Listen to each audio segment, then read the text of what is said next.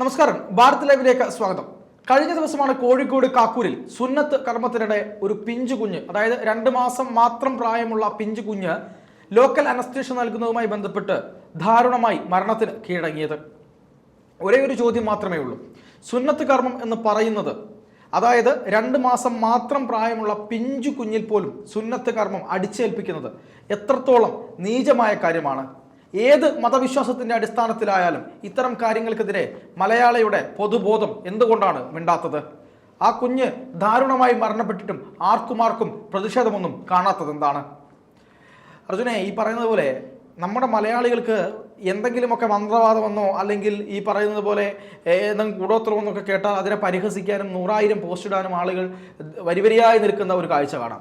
പക്ഷേ ഈ കുഞ്ഞുങ്ങളുടെ കാര്യത്തിൽ ഈ ചേലാകർമ്മം പോലുള്ള അല്ലെങ്കിൽ സുന്നത്ത് പോലുള്ള കർമ്മം, ഈ കാര്യങ്ങളൊക്കെ പറഞ്ഞുകൊണ്ട് ഒരു കുഞ്ഞിനെ അടിച്ചേൽപ്പിക്കുകയാണ്. 18 വയസ്സ് കഴിയുന്നതിന് മുമ്പ് ഒരു കുഞ്ഞിൻ്റെ ശാരീരികമായിട്ടുള്ള ഒരു കാര്യത്തെ അടിച്ചേൽപ്പിക്കുകയാണ് ഇത്തരം കർമ്മങ്ങളോട് ഇവർ ചെയ്യുന്നത്. ഇത് യഥാർത്ഥത്തിൽ മാനുഷികപരമായിട്ടാണോ? പക്ഷേ അതിനെതിരെ ഒരു കാര്യം വന്നപ്പോൾ ഒരാളുടെയും ഒരു മാർച്ചും കണ്ടില്ല, ഒരു പ്രതിഷേധവും കണ്ടില്ല, മതങ്ങൾക്കെതിരെ സാംസ്കാരിക നായകന്മാരെയും കണ്ടില്ല. എന്താണ് ഈ യഥാർത്ഥത്തിൽ സംഭവിക്കുന്നത്?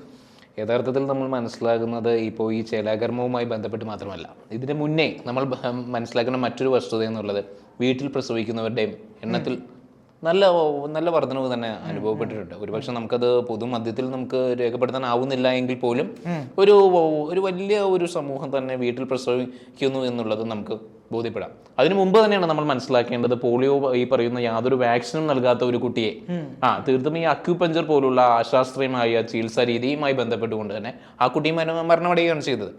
ഇതേ ഡിസ്ട്രിക്റ്റിൽ തന്നെ. അതും ഏതാനും ആഴ്ചകൾ തികയുന്നില്ല എന്നാണ് എനിക്ക് തോന്നുന്നത്. ഓൾമോസ്റ്റ് ഒരു 2 ആഴ്ചകളൊന്നും തികഞ്ഞിട്ടില്ല എന്നുള്ളതാണ് എനിക്ക് തോന്നുന്നത്. അപ്പോൾ ഈ വർദ്ധിച്ചു വരുന്ന വീട്ടിലെ പ്രസവ നിരക്ക്, അതോടൊപ്പം തന്നെ ഈ പറയുന്ന ആശുപത്രികളോ മോഡേൺ ഫെസിലിറ്റീസോ ഉപയോഗിക്കാതെ അത് വീട്ടിൽ തന്നെ അവരുടെ പ്രസവ ശുശ്രൂഷ നടപ്പാക്കുന്നു. അതോടൊപ്പം തന്നെ ഈ അക്യൂപഞ്ചർ പോലുള്ള അശാസ്ത്രീയമായിട്ടുള്ള ഈ ചികിത്സാ രീതികൾ, ഇതൊന്നുമല്ല എന്നെ അത്ഭുതപ്പെടുത്തിയ മറ്റൊരു വസ്തു എന്ന് പറയുന്നത്, വീട്ടിൽ പ്രസവിച്ചവർക്ക് വേണ്ടിയിട്ട് ഒരു പ്രോഗ്രാം തന്നെ നടത്തുന്നു. അഭിനന്ദിച്ചുകൊണ്ട് തന്നെ ഒരു പ്രോഗ്രാം തന്നെ നടത്തുന്നു. കോഴിക്കോട് വലിയ പ്രോഗ്രാം നടന്നു. മതസംഘടനകൾ, എല്ലാ മതസംഘടനകളുമാണെന്ന് ഞാൻ പറയുന്നില്ല, ഒരു പക്ഷേ ചില മതസംഘടനകൾ അതിന് പിന്തുണ നൽകുന്നു. പിന്നീട് നമുക്കറിയാം, ഈ പറയുന്ന വീട്ടിൽ പ്രസവിച്ച ഒരു വ്യക്തിയുടെ ഒരു യൂട്യൂബ് ചാനലായിരുന്നു മടവൂർ കാഫില എന്നെന്തോ പറഞ്ഞിട്ടുള്ള ഒരു യൂട്യൂബ് ചാനൽ. അത് ആ ഒരു സ്ത്രീക്കും അനുഭവപ്പെട്ട ദാരുണമായ അന്ത്യമായിരുന്നല്ലോ അവരുടെയും നടന്നത്. അപ്പോൾ ഈ തരത്തിലുള്ള അന്ധവിശ്വാസങ്ങളും അനാചാരങ്ങളും ഇത്തരം ദുരാചാരങ്ങളും, എനിക്ക് തോന്നുന്നു CM മടവൂരിന്റെ ഒരു ഭക്തനായുള്ള ഒരു ആളാണ്. അദ്ദേഹം CM മടവൂരിന്റെ ഭക്തനായിട്ടുള്ള ഒരു വ്യക്തിയാണ്. എനിക്ക് തോന്നുന്നു ആലപ്പുഴ സ്വദേശിയായിരുന്നു എന്ന് എനിക്ക് തോന്നുന്നു. അദ്ദേഹത്തിന്റെ ഭാര്യ വളരെ ദാരുണമായ സ്ഥിതിയിൽ മരണപ്പെടുകയാണ് ചെയ്തത്. എത്ര സാംസ്കാരിക നായകന്മാർ അതിനെതിരെ പ്രതികരിച്ചു എന്നുള്ളതിൽ വ്യക്തമല്ല. അത് പ്രതികരണം ഒന്നും തന്നെ ഉണ്ടായിട്ടില്ല എന്നുള്ളത് തന്നെയാണ്. വളരെ ശക്തവും വ്യക്തവുമായ കൃത്യവുമായിട്ടുള്ള രീതിയിലുള്ള പ്രതികരണങ്ങൾ ഉണ്ടായിട്ടില്ല. അപ്പോൾ വർദ്ധിച്ചു വരുന്ന ഈ അനാചാരങ്ങളും ഈ പറയുന്ന ദുരാചാരങ്ങളും ഇത് എന്ന് അവസാനിക്കും എന്നുള്ളത് നമുക്ക് മനസ്സിലാവുന്നില്ല. അത് വർദ്ധിച്ചു വരുന്ന ഒരു കാഴ്ചയാണ്. ഇപ്പോൾ അതിന് കാരണം എന്ന് പറയുന്നത് ചില തീവ്ര ഇസ്ലാമിക മൗലികവാദ സംഘടനകൾ തന്നെ ആയിരിക്കാം അതിൻ്റെ പിന്നിൽ. പിന്നെ അക്യുപഞ്ചർ പോലുള്ള അശാസ്ത്രീയമായ ചികിത്സാ രീതികളെ മഹത്വവൽക്കരിക്കുന്നു. അതിലൊക്കെ എന്ത് തരത്തിലുള്ള ഒരു മെസ്സേജാണ് സമൂഹത്തിന് നൽകുന്നത്? അല്ല, തീർച്ചയായിട്ടും. അതായത് പലപ്പോഴും ഈ ഇത്തരം കാര്യങ്ങളിൽ പല ഇസ്ലാമിക സംഘടനകളും എതിർപ്പ് രേഖപ്പെടുത്തുന്നവരുണ്ട്, വീട്ടിലെ പ്രസവം പോലുള്ള കാര്യങ്ങൾ. പക്ഷേ ചില ഈ തീവ്ര സംഘടനകൾ അതിനെ അനുകൂലിച്ച് രംഗത്ത് വരാറുണ്ടെന്നാണ് യാഥാർത്ഥ്യം. പക്ഷേ ഈ സുന്നത്ത് പോലുള്ള കർമ്മങ്ങളിലേക്ക് വരുമ്പോൾ ഇത് യഥാർത്ഥത്തിൽ ഒരു മനുഷ്യനിൽ അടിച്ചേൽപ്പിക്കുന്നതാണ്. മതവിശ്വാസം ഒരു മനുഷ്യൻ്റെ മനസ്സിലേക്ക് ഇഞ്ചക്ട് ചെയ്യുന്നത് പോലെ തന്നെ, അതിനെ ഇഞ്ചക്ട് ചെയ്യുന്ന പോലെ തന്നെ 18 വയസ്സിന് ശേഷമാണ് ഇത്തരത്തിലുള്ള കാര്യങ്ങൾ ചെയ്യുന്നതെങ്കിൽ സ്വയം എനിക്കിപ്പോൾ എൻ്റെ മതവിശ്വാസ പ്രകാരം എനിക്ക് എൻ്റെ ശരീരത്തിൽ എന്ത് കാര്യവും ചെയ്യാം. പക്ഷേ അതല്ലാതെ ഒരു കുഞ്ഞിനെ, ആ കുഞ്ഞിൻ്റെ ശരീരത്തിൽ മതവിശ്വാസപരമായിട്ടൊരു കാര്യം അടിച്ചേൽപ്പിക്കുമ്പോൾ, ഇത്തരത്തിലുള്ള അപകടങ്ങൾ സംഭവിക്കുമ്പോൾ അത് ഏത് രീതിയിലാണ് നമ്മൾ നോക്കിക്കാണേണ്ടത്? ഇത് വലിയ അതിശയം തോന്നിപ്പിക്കേണ്ട ഒരു വസ്തുതയല്ലല്ലോ.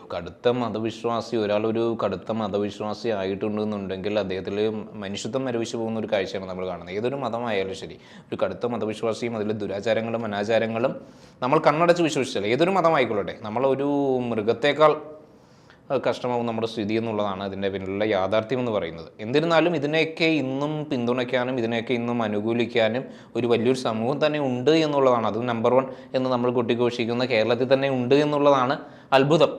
അല്ല, ഈ പുരോഗമന കേരളം എന്നാണ് വാക്ക്. പലപ്പോഴും അന്ധവിശ്വാസങ്ങൾക്കെതിരെ, അനാചാരങ്ങൾക്കെതിരെ, നവോത്ഥാന നായകരുടെ പടയൊരുക്കത്താൽ കെട്ടിപ്പടുക്കപ്പെട്ട മണ്ണ് എന്നൊക്കെയാണ് കേരളത്തെ പറ്റി പറയുക. അങ്ങനെ പറയുന്ന കേരളത്തിൽ ഇത്തരത്തിലൊരു ഒരു ഒരു എനിക്ക് തോന്നുന്നു ആ കുഞ്ഞ് 2 മാസം മാത്രം പ്രായമായ ആ കുഞ്ഞിന് ഇനി എത്രയോ നാൾ ഇവിടെ ജീവിച്ച് പിന്നെ കാര്യങ്ങൾ പിന്നെ മുന്നോട്ട് കൊണ്ടുപോയി ഒരു നല്ല പൗരനായി വളരേണ്ട ഒരു രാജ്യത്തിന്റെ സമ്പത്തിനെയാണ് ഇവർ നശിപ്പിച്ചു കളഞ്ഞത്. എന്താ കാര്യം? അതിൽ സംഭവിച്ചത് എന്താ? അതിൽ സംഭവിച്ചത് ഈ അന്ധമായിട്ടുള്ള മത ദുരാചാരങ്ങളാണ് അതിൽ സംഭവിച്ചിട്ടുള്ളത്. അന്ധമായ മത ആചാരങ്ങൾ, മതവിശ്വാസം, ദുരാചാരങ്ങൾ. ഒപ്പം ഈ പറയുന്നത് പോലെ ഈ കുഞ്ഞിൻ്റെ ഒരു ആരോഗ്യസ്ഥിതി നമ്മൾ നോക്കണം. അതായത് ആ കുഞ്ഞ് പൂർണ്ണമായ മാസം തികഞ്ഞ് പ്രസവിച്ച ഒരു കുഞ്ഞല്ല. ആ കുഞ്ഞിനെയാണ് നമ്മൾ കൊണ്ടുപോയിട്ട് ലോക്കൽ അനസ്തേഷ്യ കൊടുക്കുന്നത്. അനസ്തേഷ്യൊക്കെ താങ്ങാൻ ശേഷിയുള്ള കുഞ്ഞുങ്ങളാണോ എന്നുള്ളത് നമ്മൾ നോക്കണ്ടേ ആദ്യം. ചെറിയ മക്കൾക്ക് എനിക്ക് തോന്നുന്നു പിഞ്ചു കുഞ്ഞുങ്ങൾക്ക് അല്ല അർജുനെ, പിഞ്ചു കുഞ്ഞുങ്ങൾക്ക് പാരസെറ്റമോൾ ഗുളിക പോലും കൊടുക്കാത്ത കാലമാണ് നമ്മുടേത്. കാര്യം അത് പറ്റില്ല എന്നുള്ളത് കൊണ്ട് തുള്ളി മരുന്ന് മാത്രമേ ഉറ്റിച്ചു കൊടുക്കൂ. ആ സമയത്താണ് 2 മാസം പ്രായമായ കുഞ്ഞിന് കൊണ്ടുപോയിട്ട് ഈ മതവിശ്വാസത്തിന്റെ പേരിൽ അനസ്തേഷ്യ, ലോക്കൽ അനസ്തേഷ്യ കൊടുക്കുന്നു. അതും ഒരു ഏറ്റവും മർമ്മപ്രധാനമായ ഭാഗത്ത് ലോക്കൽ അനസ്തേഷ്യ കൊടുക്കുന്നു. അതോടുകൂടി ആ കുഞ്ഞിന്റെ കണ്ണ് പിന്നെ മറഞ്ഞു പോകുന്നു, ക്ഷീണം വരുന്നു. അല്ല, ഈ പ്രക്രിയയിൽ നിർവഹിച്ചിട്ടുള്ള ഒരു ഹോസ്പിറ്റലിന്റെ അവസ്ഥയൊന്ന് ആലോചിച്ച് നോക്കി. ഈ ഹോസ്പിറ്റലുകളിലെ ഡോക്ടർമാർക്ക് എന്ത് ജ്ഞാനമാണുള്ളതെന്ന് നമ്മൾ അത്ഭുതപ്പെട്ടു പോകുന്നു. അല്ല, അത് പിഞ്ചു കുഞ്ഞല്ലേ? ആ പിഞ്ചു കുഞ്ഞാണ്. എന്നിട്ടും ഇത്തരം തരത്തിലുള്ള ഒരു ക്രൂരമായ ഒരു കൃത്യം ഇവർ നിർവഹിക്കുന്നുണ്ടെന്നുണ്ടെങ്കിൽ ഇവരുടെയൊക്കെ ഡിഗ്രി തന്നെ നമ്മളൊന്ന് പുനഃപരിശോധിക്കേണ്ടതല്ലേ? അതും ശരിയാണ്. മാത്രമല്ല അവിടെ എനിക്ക് തോന്നുന്നു പീഡിയാട്രിഷ്യൻ ഉണ്ടായിരുന്നില്ല, വേറൊരു ഡോക്ടർ ഉണ്ടായിരുന്നെന്നാണ് ഞാൻ മനസ്സിലാക്കുന്നത്. അല്ല, അത് മാത്രമല്ല, കാര്യം എന്താണെന്ന് വെച്ചാൽ ഇത്തരം കാര്യങ്ങൾ നടക്കുന്ന സമയത്ത് ആരോഗ്യവകുപ്പ് ഈ കാര്യത്തിൽ അന്വേഷണം നടത്തി.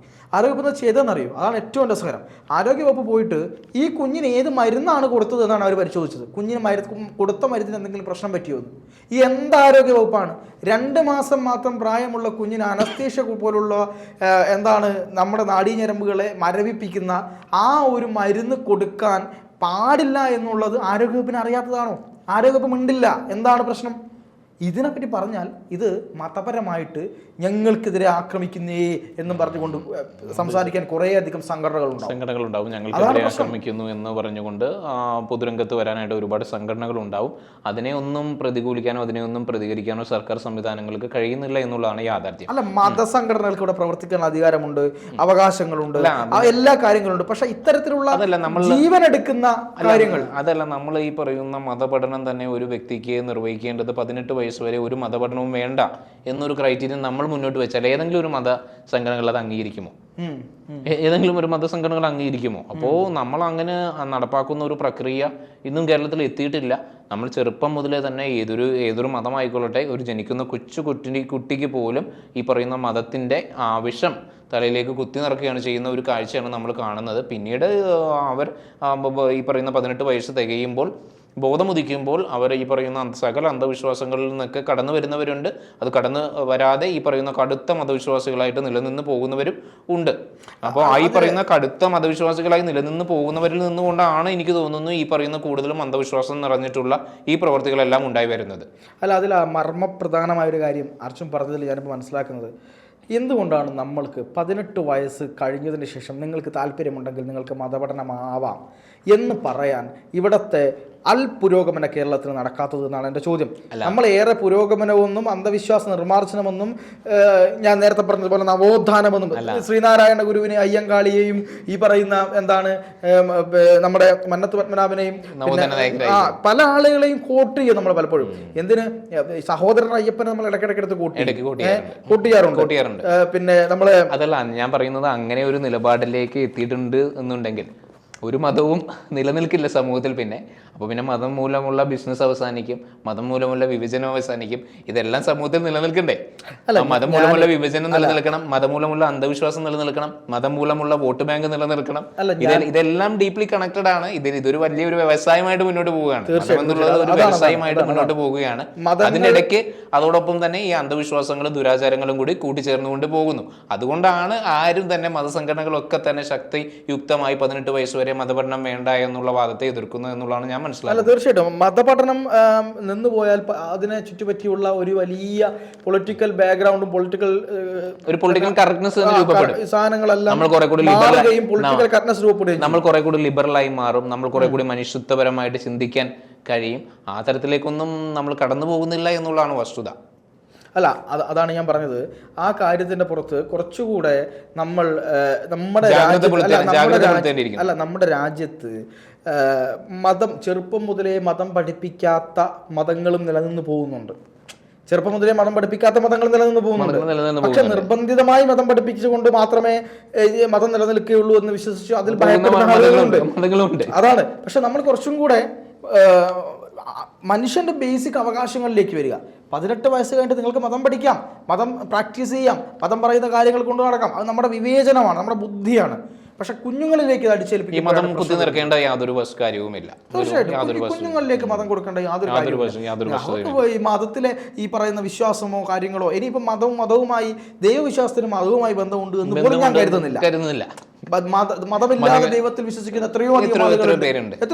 അപ്പൊ അതുകൊണ്ട് അതൊന്നുമല്ല കാര്യം. ഇത്തരത്തിലുള്ള ഈ പറയുന്ന മതവിശ്വാസങ്ങളെ ചുറ്റിപ്പറ്റിയിട്ടുള്ള അന്ധവിശ്വാസങ്ങളും ദുരാചാരങ്ങളുമാണ് ഇത്തരം മനുഷ്യത്വരഹിത പ്രവൃത്തികളിലേക്ക് മനുഷ്യനെ എമ്പാട് നയിച്ചുകൊണ്ടിരിക്കുന്നത്. ഇത് ഈ കാലത്ത് ഒതുങ്ങി നിൽക്കുന്നത് മാത്രമല്ല, ഒരുപാട് വർഷങ്ങളായിട്ട് ഇത് തന്നെയാണ് ലോകം അനുഭവപ്പെടുന്ന ഒരു തിന്മ എന്നുള്ളത്. തീർച്ചയായിട്ടും.